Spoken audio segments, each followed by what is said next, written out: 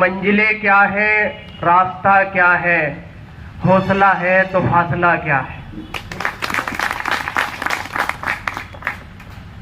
आप सभी को मालूम ही है कि मेरे पापा भी यहाँ पर बहुत सारे जो ड्राइवर हैं उन्हीं की तरह ये खड़ी हुई बसों में ड्राइविंग करते थे और हालात क्या है, कितनी अर्निंग है उससे सभी वाकिफ़ हैं। कितनी तरीके की दिक्कतें हैं, कितनी प्रॉब्लम है, कितनी मुश्किल से घर चलता है, ये वही समझ सकता है जो इन बसों की सीट पर बैठता है। बाहर बैठे हुए इंसान को तो उतना अंदाज़ा नहीं होता, इस बस की सीट पर बैठे हुए उस शख्स को पता होता है, उसके परिवार को पता होता है कि ज़िंदगी असल में कैसे चल रही है। जिस तरीके की यहाँ व्यवस्था है, मंच पर कुछ अधिकारी बैठे हैं, उनसे मेरी निवेदन रहेगा कि जैसे मैंने अपने पापा को देखा कि हर महीने 2 महीने में गाड़ी खराब रहती थी, वो गाड़ी पे नहीं आ पाते थे तो ड्यूटी पूरी नहीं हो पाती, तो एक तो पैसे ही उतने नहीं होते कि उसमें घर अच्छे से चले, तो उसके बाद जब किलोमीटर ही पूरे नहीं होते तो फिर कर्जा और बढ़ता जाता है। और राइट नाउ अभी भी हम कर्ज में हैं और उसकी एक वजह यही है कि मेरे पापा कभी कंटिन्यू गाड़ी नहीं चला पाए।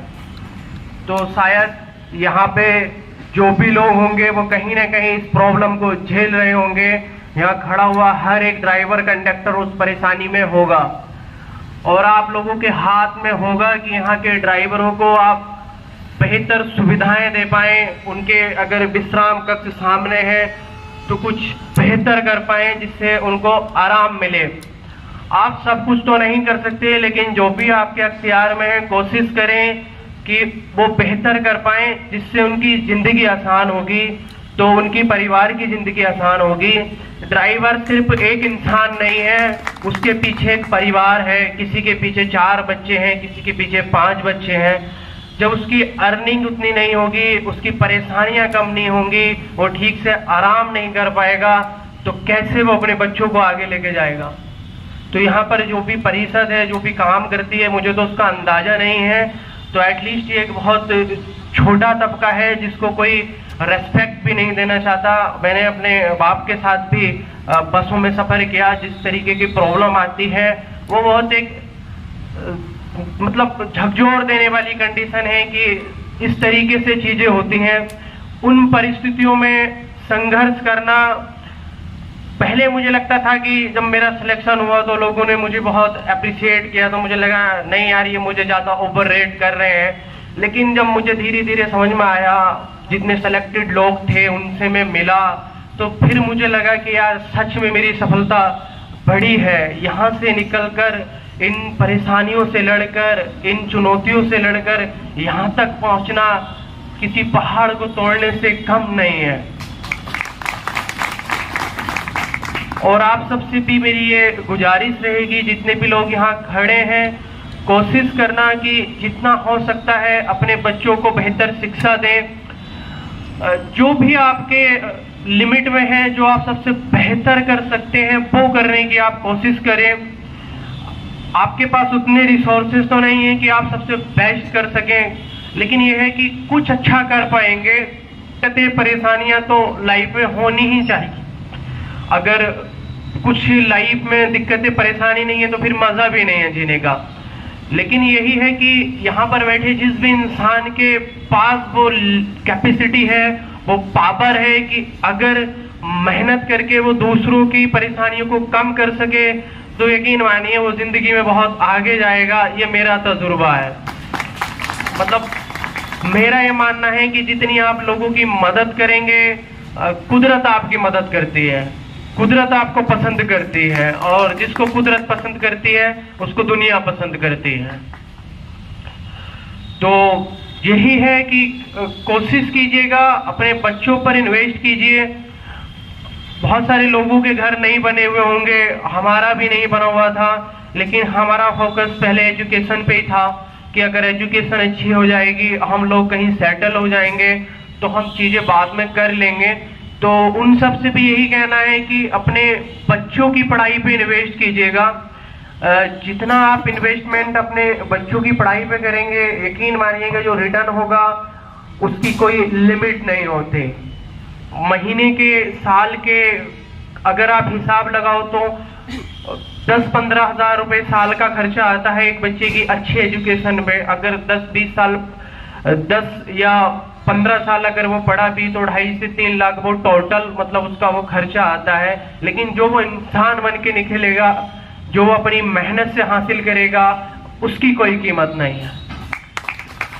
तो यही आप सबसे मेरा अनुरोध है, निवेदन रहेगा कि जो मैंने बताया है उसमें से जो भी बात आपकी रहे तो उसको आप फॉलो करें। और यहाँ पर जो सभी लोग बैठे हैं तो कुछ बातें मैं और कहना चाहूँगा कि सभी से मतलब प्रेमता का व्यवहार करें। कोई ड्राइवर या कंडक्टर है तो वक्त की बात है कि वो आज वहाँ है और आज हम इधर हैं। वक्त पलटा तो कोई कहीं होता है, कोई कहीं होता है, तो किसी को बेइज्जत ना करें। कुछ ऐसी घटनाएं थी जो मतलब मेरे पापा मुझे आके बताते थे तो यकीनन दुख होता था कि इस तरीके से तो चीज़ें नहीं होनी चाहिए। थोड़ा लीनियंट रहें जितना हो सकता है। हर कोई इंसान है, वक्त की बात है बस। तो बस ये कि बेइज्जत ना करें किसी को जिसके हाथ में पावर है, जो उस कुर्सी पे बैठा है, क्योंकि खुदा की लाठी में आवाज नहीं होती कब किसका वक्त बदल जाए।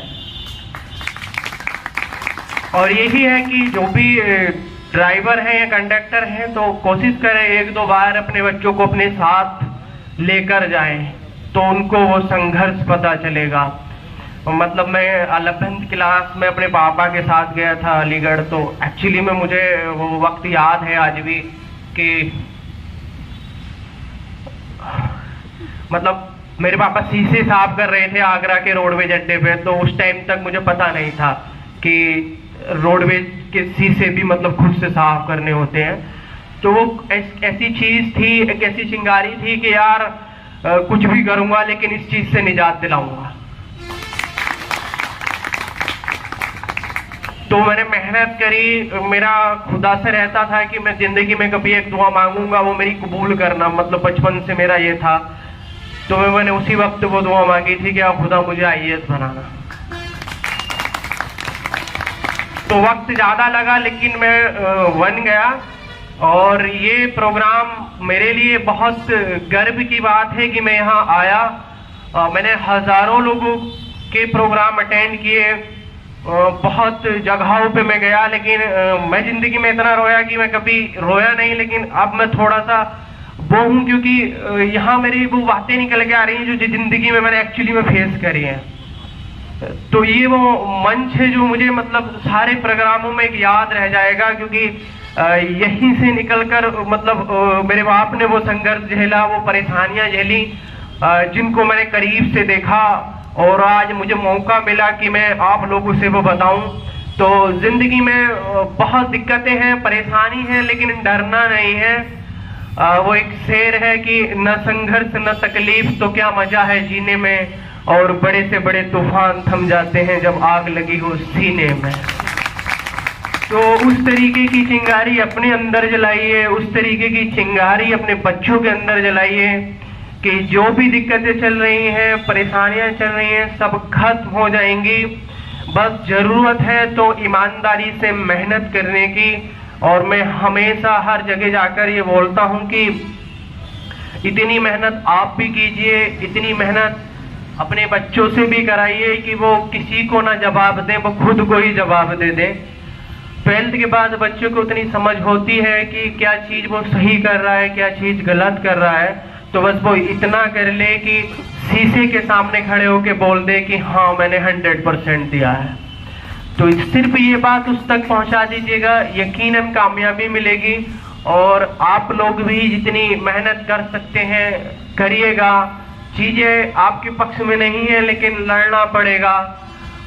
कोई मसला नहीं है, कभी तो सही होगा। इस उम्मीद के साथ आगे बढ़िएगा। गीता का श्लोक है कि कर्म करो फल की चिंता मत करो।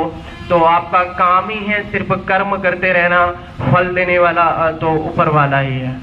और अंत में मैं अपनी बात खत्म करता हूं और यही कहना चाहूंगा कि तूफानों से आंखें मिलाओ, सैलाबों पर वार करो, मल्लाहों का चक्कर छोड़ो, तैर के दरिया पार करो।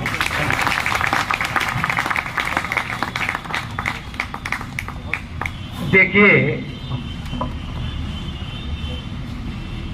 IAS मैं समझता हूं इससे पहले किसी IAS के मुखार बिंदु से ऐसे दोहे